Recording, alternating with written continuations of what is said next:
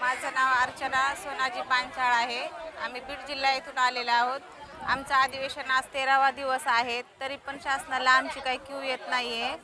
आणि जे शासनाने आम्हाला जाहीर केलेलं आहे, गटप्रवर्तक यांना 10,000 रुपये मानधन आणि आशा वर्करांना 7,000 रुपये मानधन, तर आमचा एकच नारा आहे की शासनाला आमची थोडीशी तरी क्यू यावी।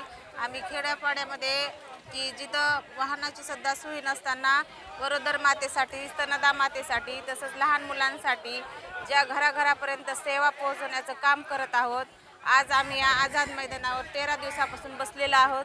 खाण्यापिण्याची सोय नाही, तरीसुद्धा उन्हातान्हात आशा वर्कर बसलेले आहेत, तरी पण या शासनाला आमची थोडीशी सुद्धा क्यू येत नाही आहे। या शासन आमची थोडीशी पण दखल घेत नाही आहे। या अधिवेशन आज पण सांगितलं होतं की कृती समितीने 5 वाजेपर्यंत निकाल लागेल, परंतु काही निकाल लागण्याचं काही सांगता येत नाही आहे। हे अधिवेशन असंच चालू राहणार आहे आणि माझ्या आशा भगिनींनी ह्या अधिवेशनासाठी खेडोपाड्यातून लांब लांबून आलेले आहेत। उपाशी तापाशी रात्री पाण्याची सोय नसते, झोपण्याची सोय नसते, तरीसुद्धा या आझाद मैदानावर स्वतः रात्रभर कशा काढत आहेत, अंधारामध्ये थंडीमध्ये काढत आहेत। खात्यानं केली माझी दैना दैना ग, कामाविना जीव माझा रायना।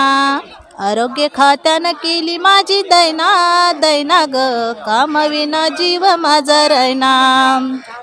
ऑनलाईन काम चालई बाई तान, त्यात आशा झाल्यात हैराण।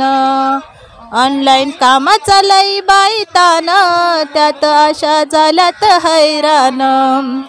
ऑनलाईन काम आम्हा जमेना जमेना, कामाविना जीव माझा रायना। आरोग्य खात्यानं केली माझी दैना दैना ग, कामाविना जीव माझा रायना। 78 हेडवरती करतो आम्ही काम, कामासारखा आम्हा मिळत नाही दाम। 78 हेडवरती करतो आम्ही काम, कामासारखा आम्हा मिळत नाही दाम। आरोग्य खात्यानं केली माझी दैना दैना ग, कामाविना जीव माझा रायना। पगारवाढीचे दिले आम्हा आश्वासन, GR काढायला लागले तर 2 महिने। पगारवाढीचे दिले आम्हा आश्वासन, GR काढायला लागले तर 2 महिने। आशाची दखल कोणी घेना घेना ग, कामाविना जीव माझा रायना। आरोग्य खात्यानं केली माझी दैना दैना ग, कामाविना जीव माझा रायना।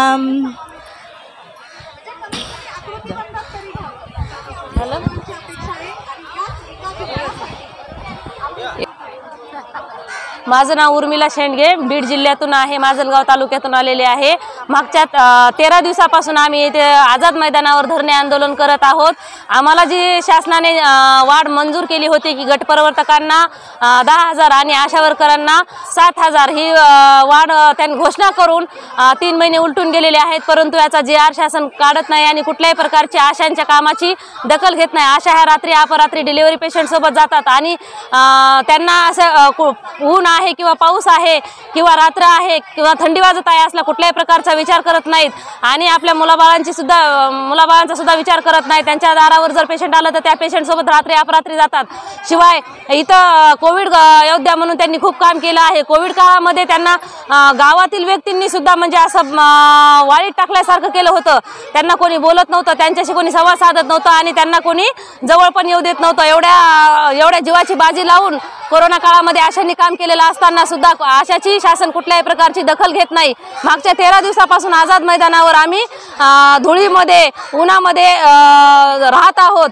आमच्या जेवणाची कसल्याही प्रकारची व्यवस्था नाही आहे, राहण्याची इथं व्यवस्था नाही आहे, तरी पण शासनाला ह्या थोडी सुद्धा आशांची कदर, आशांच्या कामाची किंवा आशांची दखल घेत नाही।